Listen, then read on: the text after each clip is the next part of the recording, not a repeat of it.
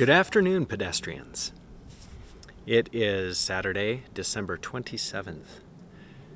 We just had Christmas. It was a fun time with the family, hanging out, chilling. Not getting much done, which is fine. It's good. So there's something that I need to talk to everybody about. And it was a hard decision. I thought about it after having a conversation with my father-in-law. And then just made the decision yesterday. So the tree that I'm standing in front of is my Fuji apple tree. It was planted 10 years ago. This is the oldest tree besides my pomegranate, the wonderful pomegranate. This is the oldest tree that I have in the orchard. It's been here for 10 years. I just looked it up. It was crazy. I can't believe it's been here for 10 years. Guess how many ripe fruit I was able to get from this tree over the past 10 years. Now, mind you, I live in Zone 8B, St. George, Utah. And so we get enough chill hours, but the summers, ooh, hot diggity. You're supposed to be able to grow a Fuji and a Gala here in St. George, Utah, southern Utah. Our climate is a little bit more like Las Vegas than it is towards regular Utah climate. We're closer to Las Vegas than we are to Salt Lake. Either way, I have had this for 10 years and I have not had not one ripe fruit. So I started to ask myself the question, what on earth am I doing? Why am I doing this? I don't even know why I'm doing this. I have an orchard with over 160, 180 fruit trees. Now, I just acquired a bunch of figs and they're in pots. They're not actually in the orchard, but I have over 200 if you include the fig varieties. But I've had this tree and not one ripe piece of fruit.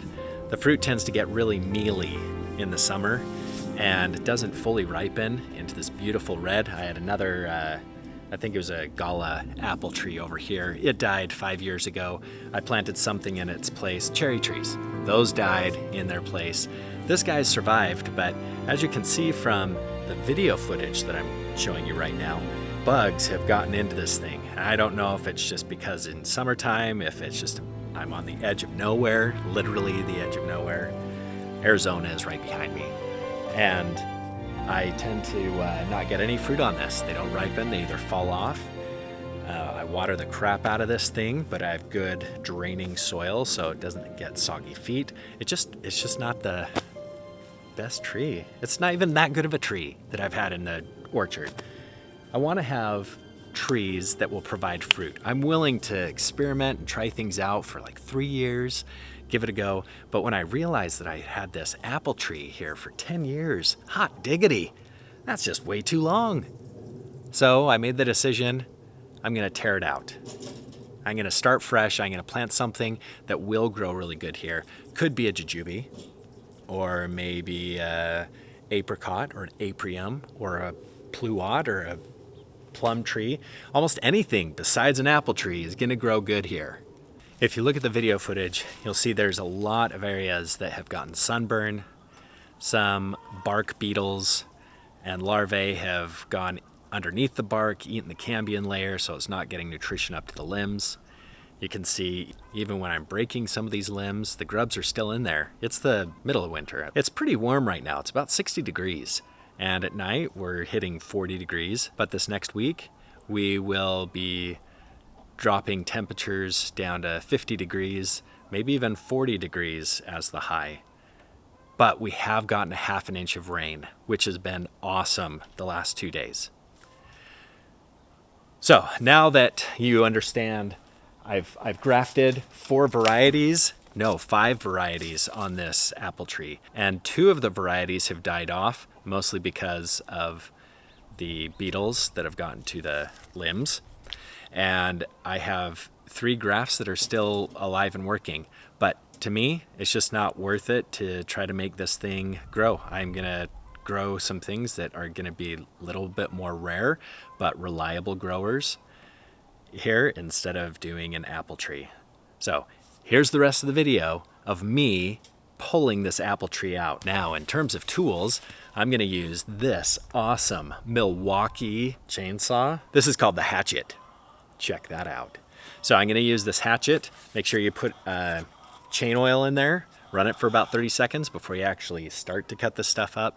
Gonna wear some safety glasses, I think. And then I have shovel, rake, be able to pull the whole root system out.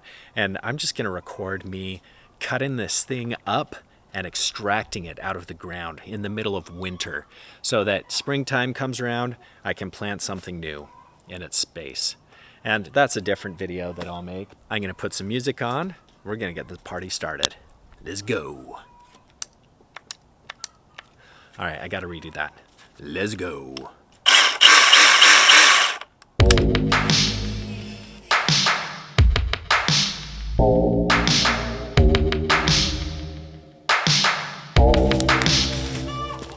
Training wire.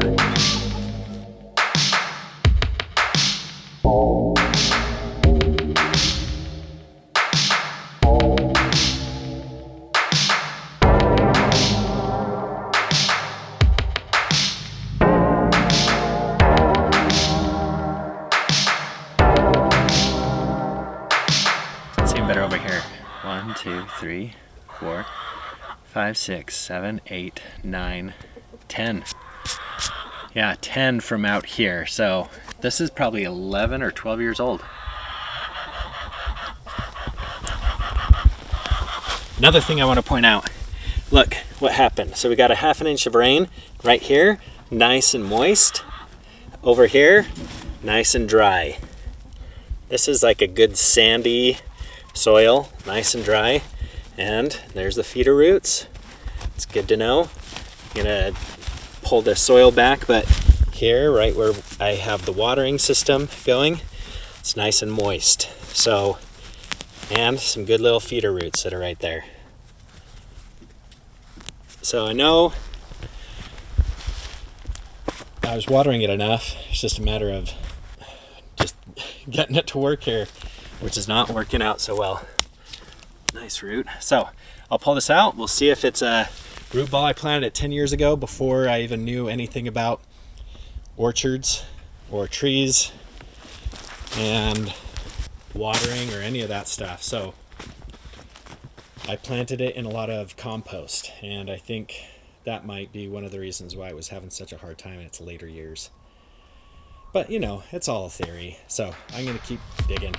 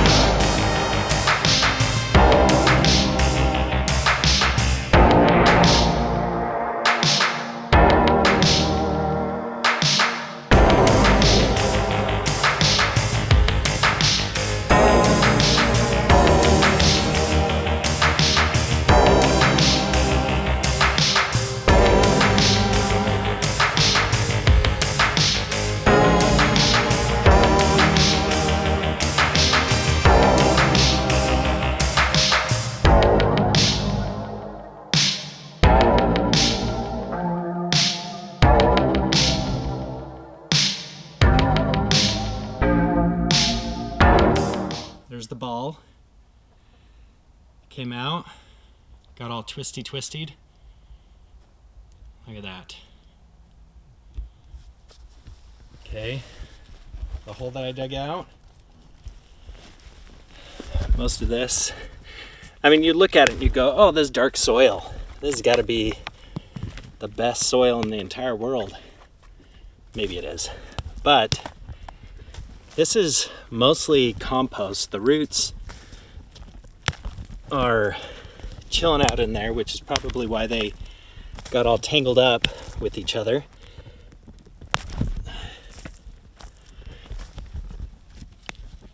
I'm pulling out the roots and rocks because I don't want them in the new soil when I plant it.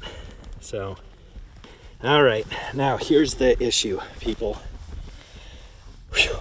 So maybe long term, this is not a very good thing, but I want to show it to you because this is how I was told to plant things by the local nursery. This was 10 years ago before I knew anything. And get down to it. There we go. See that lighter soil right there? Yep, this is actually relatively moist.